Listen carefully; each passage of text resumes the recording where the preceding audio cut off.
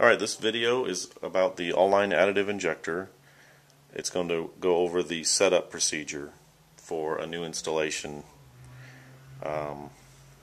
In order to get into the setup, you have to reset the system by pressing the reset button, which is right there. And as it boots up, it's going to give you an opportunity right there. Press any key for setup. So I'm going to press a key. It prompts you for about 3 seconds, so you have a 3-second window. If you missed it, just reset again and you'll get it.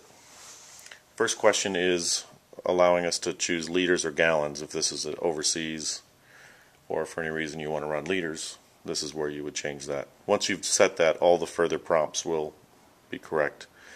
We're going to press no for gallons. Now it's going to ask for the pulses per gallon of the main product. Typically diesel fuel, but whatever the main product would be. If you wanted to change it, you would say yes, change that, and let's say we're going to do 100 pulses per gallon. It's that easy to program. The next prompt is for additive meter pulses per gallon. Now we provide the additive meter. Typically we will have the default entry in there. In this case 5,940 pulses. We're not going to change that. The next prompt is our injector works by injecting small batches of additive while you pump. How frequently it puts those in is user definable here. So in this case I'm going to change it and I'm going to say every 10 gallons put in a batch of additive. So it will calculate the right amount of additive for every 10 gallons and put that in. Now it's going to ask about the blend ratio, and I am going to say no, I don't want to change the blend ratio right now. Next it's asking for a pump shutdown threshold.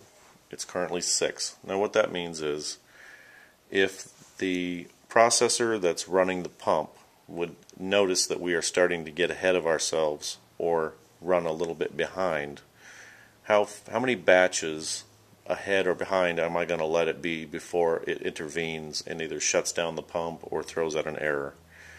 I'm going to change that, and I'm going to say let's only allow ourselves to be 4 batches off before it takes corrective action. The next prompt is for date and time. In this case the date and time are correct, so I'm going to say no, I don't need to change that.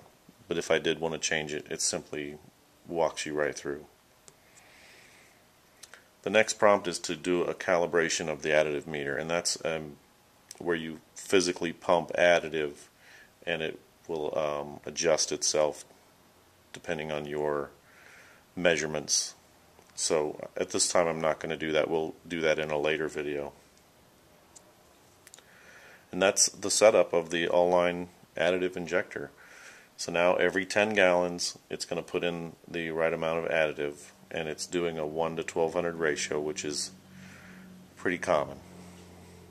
And that's the end of this video. Thank you.